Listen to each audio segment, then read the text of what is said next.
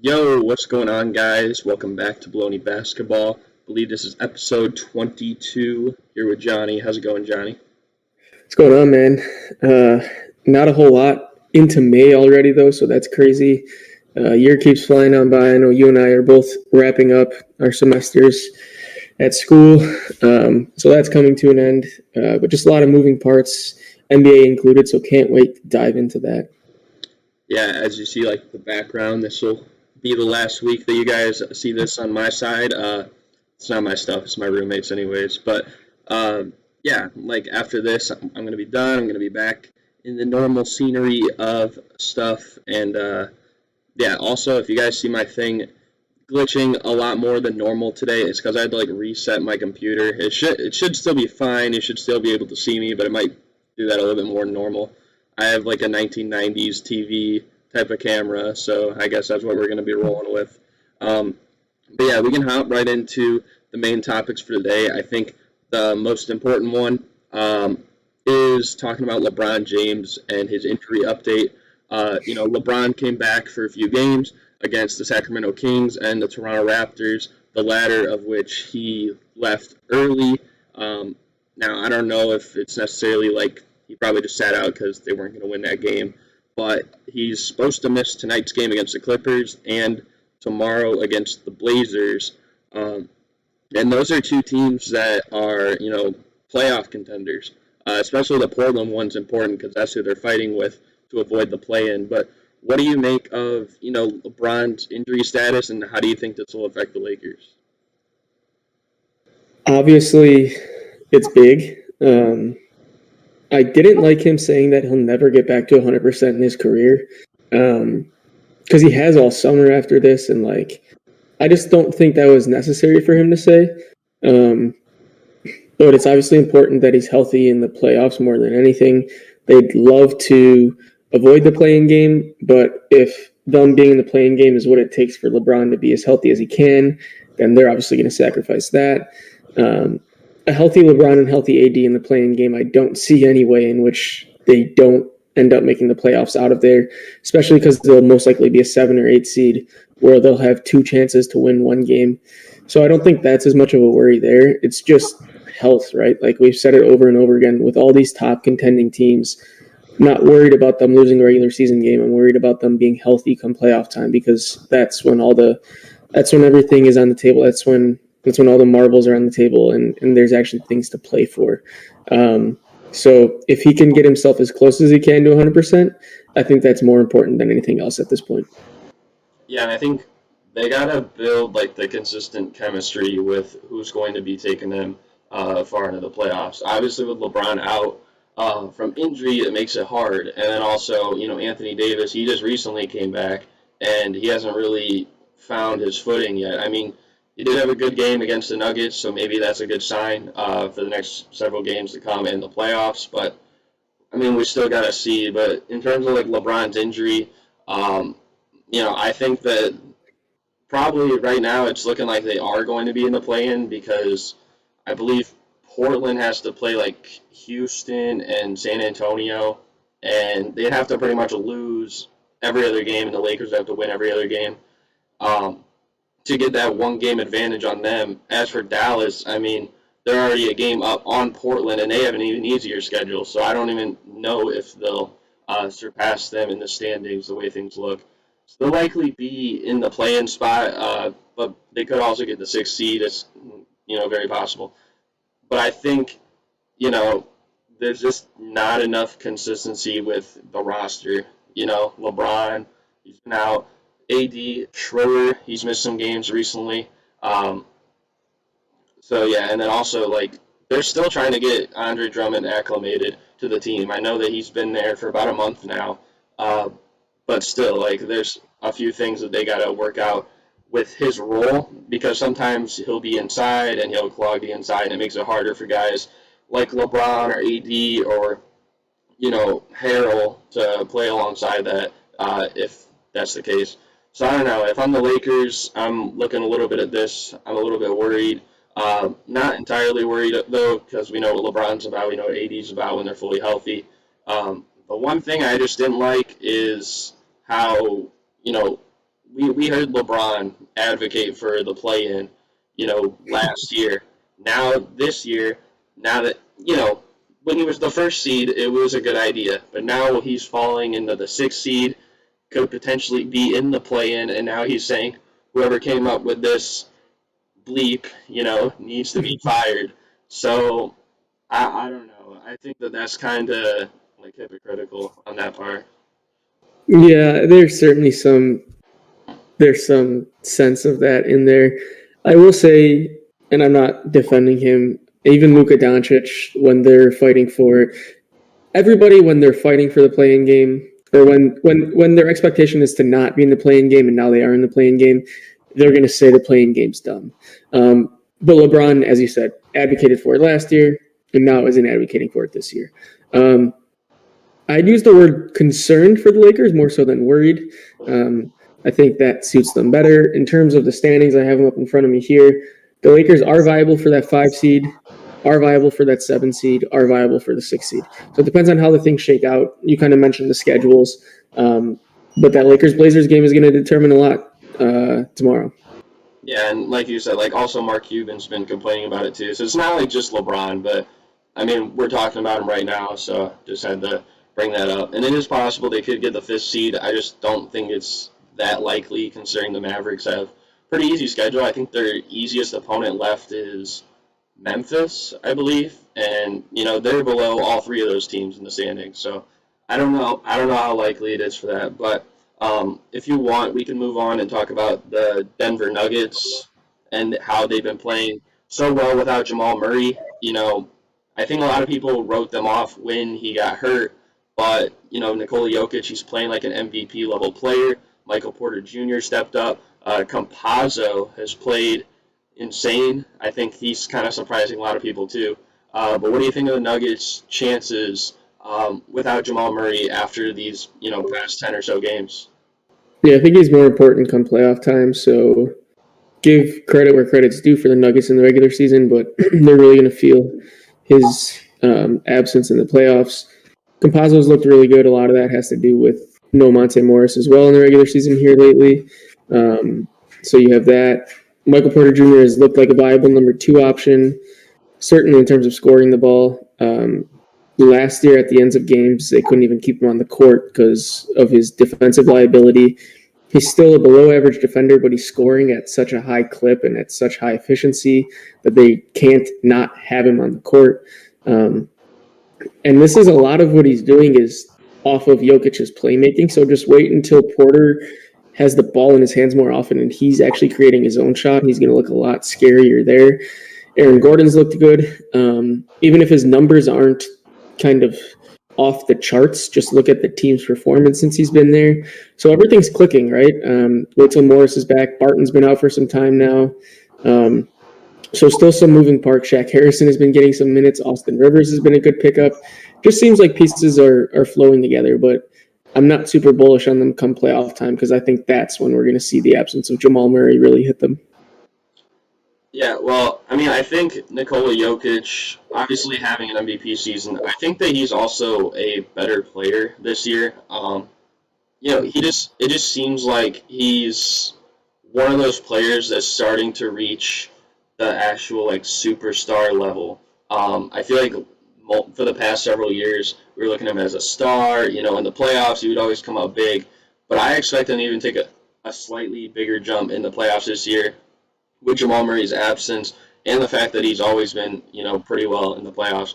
And the other thing with the Nuggets is that they remind me of like the big 3 Spurs back in the day when they had Duncan, Ginobili, and Parker, and pretty much you'd see so many players come through during that time around those 3, and you're like, he's doing this, he's doing that. Like we talked about Campazzo, you talked about Shaq Harrison.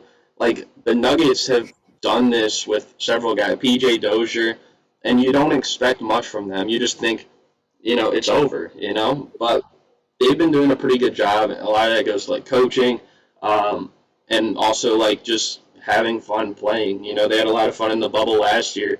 It's a big reason why they got as far as they did. So I wouldn't completely count them out, but of course Jamal Murray is not like he's dead weight by any means. He's an all-star caliber player, so having him would definitely help more than not having him. So I think that you got to look at that as well. I think the phrase plug and play comes to mind when you think of the Nuggets, kind of like those Spurs teams where it's like the system's there. You don't need somebody with extraordinary talent. You just need somebody to buy in, and the results will come. The PJ Doziers, the Austin Rivers, the Shaq Harrisons, the Campazzos, all of those players, right? They're not projected to be the greatest of all players. Even Monte Morris to an extent. Second round picks or undrafted free agents who just kind of come in and make a name for themselves on the Nuggets. Just speaks to the culture, speaks to the coaching, speaks to everything about the organization. For sure. But we can move on here and talk about, one of the most exciting rookies to watch this year, and that is LaMelo Ball. He recently came back over the past week for the Charlotte Hornets. And before LaMelo got hurt, I think a lot of people had him as the clear-cut favorite to win Rookie of the Year. And really, nobody, I don't think, was even holding a candle to him. Maybe Tyrese Halliburton for a little bit. Of course, now he's out for the rest of the year, too. But I think the one person that's elevated their game ever since LaMelo's injury has been Anthony Edwards. And it makes it an interesting take because I've seen a lot of people say that Anthony Edwards now is the consensus Rookie of the Year in people's eyes. But, of course, LaMelo, before he was hurt, he was playing probably better than any rookie we had seen this season. So what do you think about LaMelo? Do you think that Rookie of the Year is still a realistic possibility? If not, do you think he's maybe the favorite, or, what do you think? So Anthony Edwards has played 66 games. LaMelo Ball has played 44. So Anthony Edwards has played 1.5 times as many games as LaMelo Ball. Is that enough to knock LaMelo out of the conversation? It very well could be. Just to see, I'd like to see that difference between Jokic and Embiid, because we were talking about games played as well. So Jokic has played 66 games, and Embiid has played 47. So similar, that difference is similar, right? And we're counting Embiid out for a couple of reasons. A, because of games played, and B, because Jokic has just been so consistent. Does the same thing happen for Anthony Edwards? It very well could be. He's really starting to pick up his play. I'd like to see what his numbers on the year are. He's averaging 19, 5, and 3, so I think that's enough of a stat line to get it to him. I think he wins Rookie of the Year. The Hornets are the 8 seed. They're hanging on. So maybe that's another thing that LaMelo can point to, is that we're a playoff team and we're playing better when I'm on the court. So it's one of those judgmental things. There's not something written in stone that says you have to play X percent of the games or this and that. So I'm not sure exactly how to think about it. If both are fully healthy and continue on their trajectory, I think it would have been LaMelo. But given the games missed, I think I lean Anthony Edwards. When the Hornets played the Celtics, I believe like a week or two ago, it was like a weekend game on ESPN, and they said the least amount of games for a Rookie of the Year winner has been, Patrick Ewing. He had 50, and then also Vince Carter who had 50. But that was a lockout year anyways, so it's kind of hard to count that one. But at this rate, you said LaMelo's played 44 games. They have 7 games left. That would put him just 1 game above, both those guys. So, I mean, you'd have to be pretty elite to, get that award. And looking at Anthony Edwards, he averaged, I think, like 13 points a game on like 35% in the time that he was coming off the bench. But then ever since, he's been pretty much over 20 points a game, shooting way better from the field, from 3. The only thing is that, of course, the Hornets, they're sitting there in a chance for the playoffs, while the Timberwolves are sitting near the bottom of the standings, I believe right above the Rockets, because I think the Timberwolves have won a few lately. Yeah. But still, Timberwolves have 4 games on them. Sorry. Yeah, like I think they're even like 6-4 in their last 10, or something like that, maybe 5-5. But 6-4. Yeah, so they've been playing better recently. But I know we'll get to like something else with them too after this. But I don't know. I think you mentioned with the consistency, the one thing that might help LaMelo Ball here is that when you compare it to the MVP race I think both Jokic and Embiid from the jump were playing at like superstar levels all year long. In terms of the Rookie of the Year race, LaMelo Ball, he had I think his first game or two was pretty bad, but after that he's been pretty elite. Whereas Anthony Edwards, it was about the first month and a half before he got things going. And we kind of saw that with the MVP race in 2019 when Giannis won over Harden, and Harden had that 40 or that 30-point streak for the longest time. But Giannis, he was doing it from the start, whereas Harden didn't do it until a month and a half into the season, and Giannis got the MVP. So I think in that light, there is a chance for LaMelo Ball to win it. I think that this is probably going to be the toughest race at the end of the year. Either this or maybe Defensive Player of the Year. It just depends how the media goes about doing it. But yeah, I think that he still definitely has a chance, and especially getting into the playoffs would help his case a lot. Yeah, I think MVP's a lock with Jokic. I think Sixth Man of the Year is most likely Jordan Clarkson. Coach of the Year is up in the air because it could go Monty Williams, Quinn Snyder, Steve Nash. It could really go anywhere. Rookie of the Year is a two-man race, though, I'd say. Defensive Player of the Year is a 2 or 3-man race. But those are open-ended as of now, and I'm not sure that there's a consensus clear answer.